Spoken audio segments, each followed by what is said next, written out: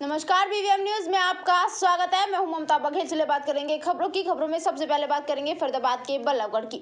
बल्लभगढ़ के आदर्श नगर स्थित शहीद गुलाब सिंह सैनी कम्युनिटी सेंटर में सैनी समाज विवाह योग्य युवक युवती सम्मेलन किया गया। मुख्य अतिथि के तौर पर पहुंचे वहां परिवहन मंत्री मूलचंद शर्मा के बड़े भाई टिपचंद शर्मा वहां पहुंचे और उन्होंने 3 जोड़ों वर वधू को आशीर्वाद दिया और सैनी समाज की मांगों को लेकर उन्हें आश्वासन भी दिया कि जल्द ही उनकी मांगों को पूरा कर लिया जाएगा। वहीं 24 पाल के प्रधान सुभाष सैनी ने बताया कि 2 साल से सैनी समाज की तरफ से विवाह सम्मेलन किया जा रहा है। 3 जोड़ों वर वधू का यहाँ विवाह कराया गया है। उन्होंने परिवहन मंत्री के बड़े भाई टिपचंद शर्मा से विवाह सम्मेलन के लिए जगह की मांग को लेकर टिपचंद शर्मा ने जल्द ही मांग को पूरा करने के लिए आश्वासन दिया है और इस कार्यक्रम में अनेकों सैनी समाज लोग उपस्थित रहे। और क्या डेडिकेशन आप किया बताएं? सैनी समाज 24 पाल के प्रधान हूँ। मेरा नाम सुभाष सैनी है।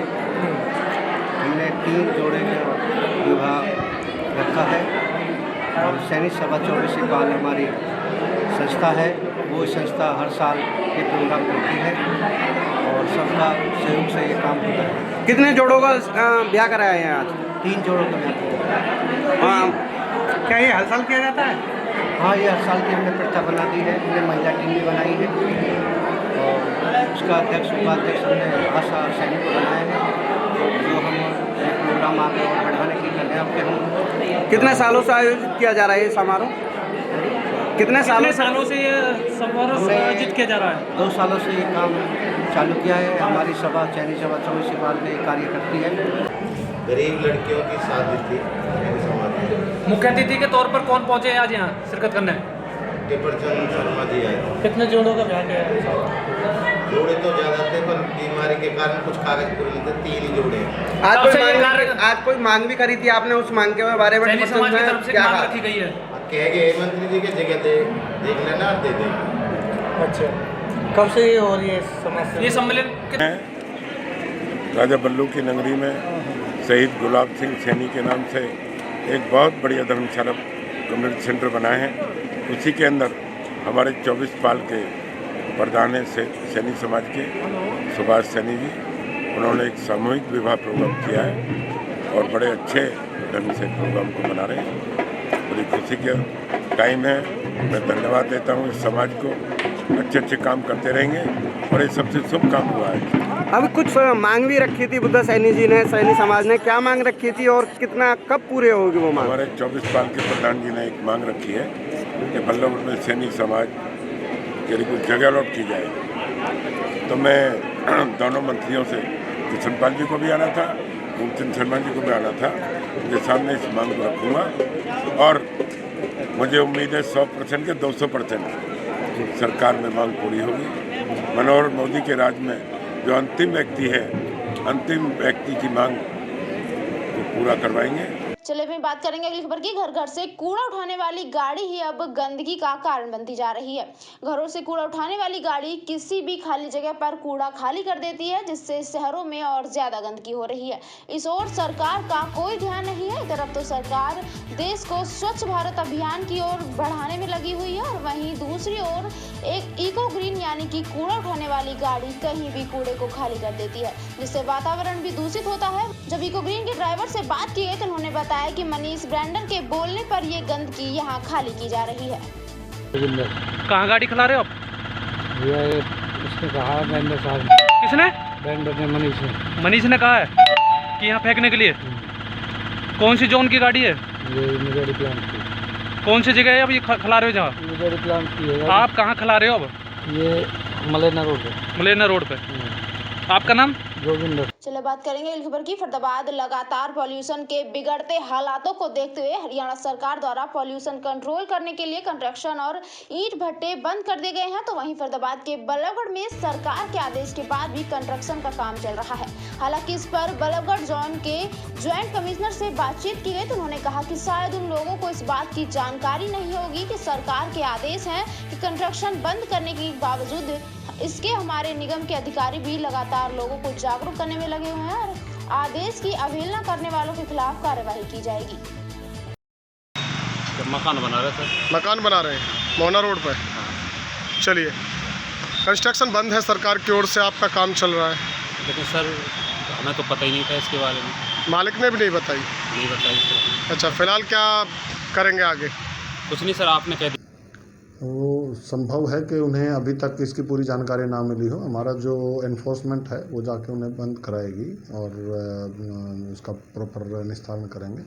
और को ठीक करने के लिए अपनी तरफ से जो प्रयास हैं, हम लोग छिड़काव करते हैं पानी का, वो जारी है। जितने भी खुले सूखे जगह हैं जहाँ पे से मिट्टी उड़ सकती है, धूल उड़ सकती है, तो उसके ऊपर प्रॉपर छिड़काव किया जा रहा है और इसे यथासंभव प्रयास किए जा रहे हैं इसको, जिससे पोल्यूशन और ना बढ़े, कम हो। इसको लेकर के अगर बात करें तो पोल्यूशन कंट्रोल के लिए तमाम और जो अभियान है वो भी कहीं ना कहीं क्या विभाग की तरफ से चलाए जा रहे हैं? हाँ बिल्कुल है, जो बताया मैंने, पोल्यूशन कंट्रोल के लिए यही तो है प्रयास जो मैंने बताया आपको। AQI को ठीक करने के लिए, क्वालिटी इंडेक्स को ठीक करने के लिए जो पॉइंट्स हैं जहाँ से ये धूल मिट्टी ज़्यादा उड़ती है, उन जगहों पर हमने टैंकर लगा के बाकायदा वो पानी का छिड़काव करवाते हैं जिससे धूल मिट्टी कम उड़े। में बात करेंगे अगली खबर की। हरियाणा सरकार ने बढ़ते पॉल्यूशन के मद्देनजर दिल्ली से सटे 4 जिलों में 15 से 17 नवंबर तक स्कूलों को बंद करने के आदेश जारी किए हैं, लेकिन फरीदाबाद में कुछ निजी स्कूल हरियाणा सरकार के इस आदेश की धज्जियां उड़ाते साफ दिखाई दे रहे हैं। अब देखना ये होगा कि सरकार के आदेशों की धज्जियां उड़ाने वाले निजी स्कूलों के खिलाफ शिक्षा विभाग क्या कार्यवाही अमल में लाता है। ये तस्वीरें फरीदाबाद के अलग अलग स्कूलों की हैं, जिनमें KP senior secondary school, KPS public school शामिल है। इन स्कूलों में आप देख सकते हैं कि किस प्रकार निजी स्कूल सरकार के आदेशों की धज्जियां उड़ा रहे हैं। जी हाँ, इतना ही नहीं, वहाँ ऐसा कर बच्चों की जान के साथ खिलवाड़ कर रहे हैं। मतलब है कि फरीदाबाद में लगातार पॉल्यूशन का स्तर बढ़ता जा रहा है, यानी कि सांस लेने वाले ऑक्सीजन जहरीली होती जा रही है, जिसके चलते हरियाणा सरकार दिल्ली से सटे हरियाणा के 4 जिलों को फरीदाबाद, गुरुग्राम, सोनीपत और झज्जर के स्कूलों को 15 नवंबर से 17 नवंबर तक बंद करने के आदेश जारी किए गए थे। क्या नाम है सर आपका? मेरा रोहित जी, कौन सा स्कूल है? ये KP public school, Sanjay enclave, Faridabad. सरकार ने बढ़ते पॉल्यूशन को देखते हुए स्कूलों की छुट्टी की घोषणा की है, उसके बाद भी आपका स्कूल चालू है, क्या कहेंगे इसको लेकर? सर मेन प्रॉब्लम थी, कल बच्चों का ट्रिप गया था आगरा जी, तो उसकी वजह से क्या था, हमें कोई इन्फॉर्मेशन नहीं मिली। रात में 2:30 बजे आए जी। अब सुबह जैसे न्यूज़पेपर आया ना 9, साढ़े 9 बजे, तो वो पढ़ा है। फिर मैं इनकी कॉल करवाता हूँ पेरेंट्सों को, जितने भी है, क्योंकि दूर दूर के बच्चे हैं, कोई बल्लभगढ़ के। सर क्या शुभ नाम, क्या डेजिग्नेशन सर आपका? मेरा as a chairman Kanhaiya Prasad, KPS international senior secondary school. Sir, सरकार ने बढ़ते पॉल्यूशन को देखते हुए 3 दिन की छुट्टी का ऐलान किया है सभी स्कूलों में। आपका स्कूल खुला हुआ है, क्या कहेंगे इसको? सर जी, ऐसा है कि हमारा स्कूल इसलिए खुला है कि हम लोग अभी छोटे बच्चे भी आए हैं, बड़े बच्चे भी आए हैं, हम टीचर्स भी आए हैं, सबको प्रेजेंट करके हम इनकी नोटिस निकलवा रहे हैं। अब इनको हम छुट्टी कर देंगे, मतलब 1 घंटे के अंदर हम छुट्टी कर देंगे। बट ये है कि प्रदूषण जो है, ये जो कॉलोनियों में, गाँव में जहाँ पर बस की सुविधा नहीं है, उससे तो प्रदूषण होने की संभावना नहीं है। बट उस ऐसे गांव के छोटे छोटे स्कूल या बड़े बड़े स्कूल जो भी है, इसके बस सुविधा, ट्रांसपोर्ट सुविधा नहीं है, उनको तो बंद करना ठीक नहीं है। और यदि सरकार का ऐलान है तो बंद करना ही पड़ेगा। मैं करेंगे अगली खबर की। बल्लभगढ़ पूर्व सैनिक द्वारा देश सेवा के लिए बच्चों की तैयारी करवाने की मुहिम रंग ला रही है, जिसमें अन्य लोग भी अपना योगदान देने के लिए जुड़ रहे हैं। इसी कड़ी में पार्षद राकेश गुर्जर ने सेना की तैयारी कर रहे बच्चों के लिए ट्रैक बनाने की घोषणा की है, तो वहीं MBBS डॉक्टर रवि ने भी सेना की तैयारी करने वाले बच्चों के लिए फ्री परामर्श सेवा देने की बात कही है। आपको बता दें कि पूर्व सैनिक लगातार क्षेत्र के बच्चों को ट्रेनिंग देकर देश सेवा के लिए तैयार कर रहे हैं। उनका लक्ष्य है कि ज्यादा से ज्यादा बच्चे फौज में भर्ती हों और देश की सेवा करें। पूर्व सैनिक अपने खर्चे से ही बच्चों को फ्री ट्रेनिंग देते हैं और अपनी पेंशन के पैसों से बच्चों के लिए ट्रेनिंग का सामान खरीदकर उन्हें तैयार कर रहे हैं। इनकी इस मुहिम को देखते हुए शहर के गणमान्य लोग भी इसमें बढ़ चढ़कर भाग ले रहे हैं। महसूस करता हूँ कि मैं बहुत बड़ा सौभाग्य हूँ कि मेरे वार्ड में अपना मुकेश सूबेदार, जो भाई अभी पीछे रिटायरमेंट हुआ है, और ये सैनिक परिवार से, इनके पिताजी भी सूबेदार रहे हैं। ऐसे परिवार से देश की सेवा करने के बाद आज ये बच्चे इनकी सेवा कर रहे हैं। निःशुल्क सुबह 5 बजे से दोनों टाइम निःशुल्क सेवा कर रहे हैं। सब बच्चे के जो मैं देख रहा हूँ, इतने जवान खड़े हैं, जो सारे ही हमारी कॉलोनी से ज़्यादातर संबंध का परिवार है ये हमारा। कोई का वेट 45 किलो था, 35 रहेगा, कोई का 90 है, उसको 85 रहेगा। इतना सारे बता दीजिए अपना। My name is doctor Ravi ji, और अभी मैं एक अपना क्लिनिक रन कर रहा हूँ, लाइफ केयर लाइफ के हॉस्पिटल नाम से। सर पहुंचे हैं कॉलोनी के, एक फौजी साहब ने एक अच्छी पहल शुरू की है। आप क्या क्या समस्याएं आ रही हैं बच्चों को और किस किस तरह से आपने समाधान बताए हैं? नहीं, बाकी सब कुछ बहुत अच्छे से मैनेज किया जा रहा है। हमारे नायक सूबेदार साहब जो हैं वो बहुत कुछ अच्छे से मैनेज कर रहे हैं। पर वो कुछ ऐसे बच्चे हैं इसमें इसकी हाइट नहीं बढ़ रही है, कुछ चेन पेन हो रहा है, किस पर चिनअप नहीं लगती हैं। उन बच्चों को सभी ने गाइड किया डॉक्टर साहब ने कि क्या करना है, क्या खाना है, क्या नहीं पीना, सब कुछ बताया है। बहुत अच्छी बात है हमारे लिए, इससे मदद मिलेगी। जो बच्चा हाइट ग्रोथ नहीं कर रहा है उसकी हाइट ग्रोथ होगी, जो पुलअप चिनअप नहीं कर पा रहा है उस बच्चे को उसमें मदद मिलेगी। जिसके पैरों में दर्द रहा है उसको दर्द नहीं होगा। उसने सारा कुछ बताया डॉक्टर साहब ने कि क्या खाना है क्या नहीं खाना। और ये बात करेंगे अब तिगांव की। तिगांव के विधायक राजेश नागर का तिगांव के बसंतपुर में पहुंचने पर फूलमाला और पगड़ी पहनाकर जोरदार स्वागत किया गया। इस स्वागत समारोह में इलाके की 36 बिरादरी के लोग मौजूद रहे और इसमें बच्चे, बूढ़े, स्त्री और पुरुष तमाम ताउम्र के लोगों ने विधायक का बसंतपुर में पहुंचने पर जोरदार स्वागत किया। इस मौके पर विधायक ने लोगों को संबोधित करते हुए बताया कि पिछली कई परियोजनाओं से ये इलाका पिछड़ा हुआ है, लेकिन अब क्षेत्र और प्रदेश में बीजेपी की सरकार है, जिससे तमाम रुके हुए कार्य जल्दी पूरे हो जाएंगे। यहाँ की बिजली पानी की समस्या का है तो वो भी तुरंत उनका निपटारा किया जाएगा। हमारी सरकार एक ऐसी सरकार है जो अंतिम छोर पर खड़े व्यक्ति तक का विकास कराने में सक्षम है। विधायक ने बताया कि बीजेपी सरकार ने लाखों महिलाओं को उज्ज्वला योजना के तहत मुफ्त में गैस के सिलेंडर बांटे हैं। साथ ही साथ आवास योजना के तहत सर पर छत देने का काम भी हमारी सरकार कर रही है। आपका बसंतपुर का पुल भी बनकर तैयार हो चुका है और गलियों का काम, सड़कों का काम, पानी का काम, सीवर का काम चल रहा है और आज भी कई सड़कों का उद्घाटन किया जा रहा है। और आपकी यहाँ पर बिजली की जो समस्या है उसके लिए भी ऐसी बिजली बोर्ड से बात हुई है।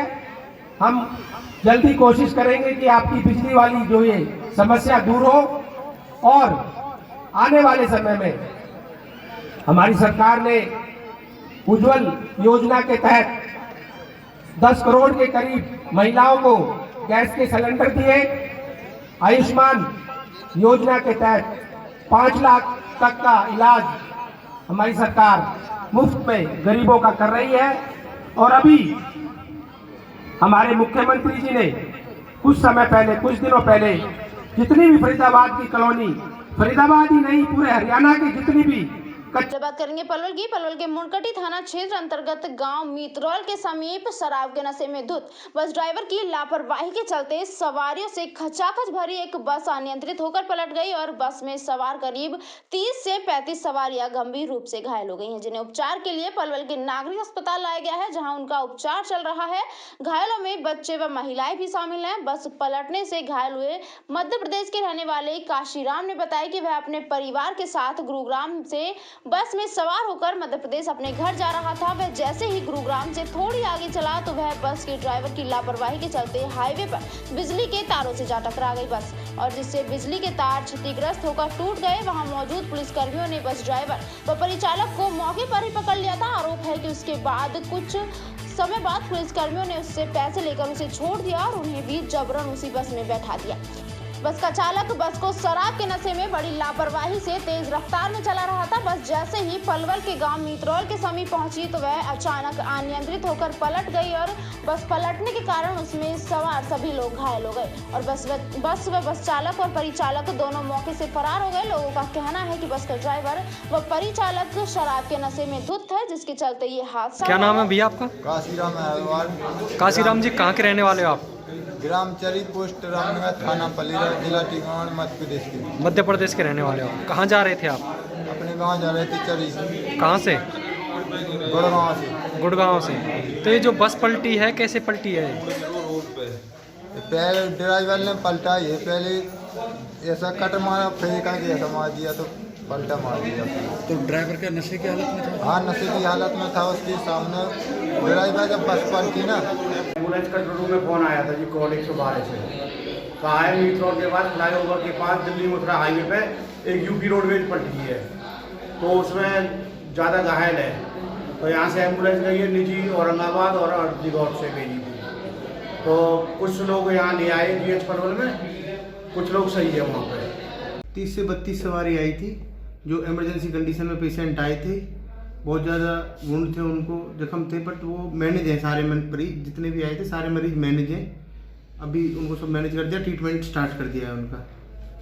यदि कोई मरीज ज़्यादा सिक लगेगा तो उसे रेफ़र करेंगे, नहीं अभी हमने सब कुछ कवर अप में है अपने में। तो किसी की हालत अभी क्रिटिकल नहीं है? अभी किसी की क्रिटिकल हालत नहीं है। कोई कितनी महिलाएं हैं, कितने पुरुष हैं और कितने बच्चे हैं? इसमें कम से कम 6 से 7 बच्चे हैं, 15-16 महिला हैं, 15 से 16 और बाकी जेंट्स हैं।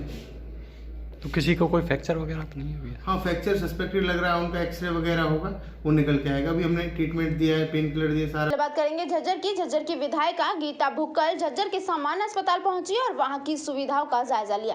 साथ ही झज्जर में बढ़ रहे डेंगू के मामलों पर चिंता जाहिर की, डॉक्टर से बात कर सुविधाओं का आंकलन भी किया। और झज्जर की विधायक गीता भुक्कल झज्जर के सामान्य अस्पताल पहुंचकर झज्जर अस्पताल का दौरा किया, मरीजों का हालचाल जाना, साथ ही जहाँ भी खामियां उन्हें पाई गई तुरंत प्रभाव से दूर कर SMO डॉक्टर कनिका को, साथ ही डॉक्टर प्रीति दुग्गल गीता भुक्कल के साथ रही और जो भी खामियां अस्पताल में थी उन्हें गीता भुक्कल को अवगत कराया गया। और डॉक्टर कनिका द्वारा अस्पताल में फिजिशियन की कमी विधायक को बताई गई। विधायक गीता भुक्कल ने आनन फानन में DG हेल्थ को कॉल कर इस मामले को उनके संज्ञान में डाला और DG हेल्थ ने तुरंत प्रभाव से कहा कि 1 या 2 दिन में झज्जर में फिजिशियन की व्यवस्था करा दी जाएगी। साथ ही सफाई का जायजा लिया, जहां भी खामियां दिखाई दी वहीं डॉक्टरों को कड़े दिशा निर्देश भी दिए। और मीडिया से मुखातिब होते हुए गीता भुक्कल ने बताया कि अस्पताल का दौरा किया है और उसका मुख्य उद्देश्य था डेंगू के मरीज लगातार बढ़ रहे हैं। झज्जर में तकरीबन 50 से ज्यादा डेंगू के मरीज अभी अस्पताल में हैं। साथ ही कोरोना की तीसरी लहर का भी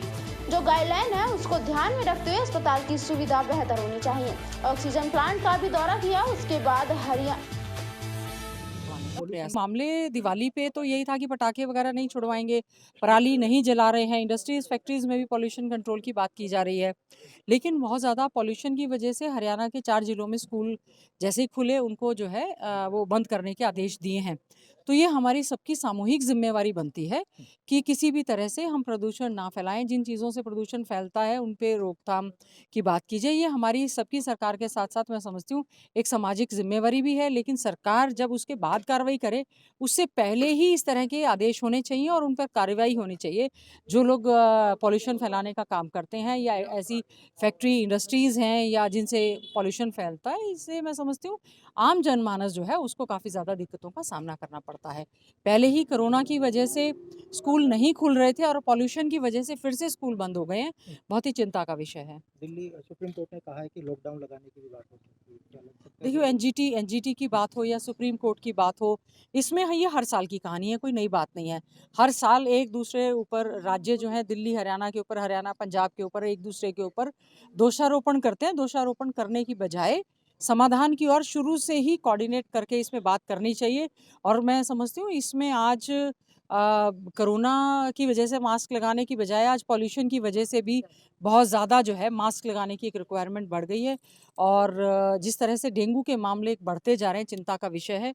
घर की साफ सफाई प्लस हम लोग अनुरोध करेंगे सरकार से। BVM न्यूज में फिलहाल के लिए इतना ही। आप बने रहिए हमारे साथ, देखते रहिए BVM न्यूज। नमस्कार।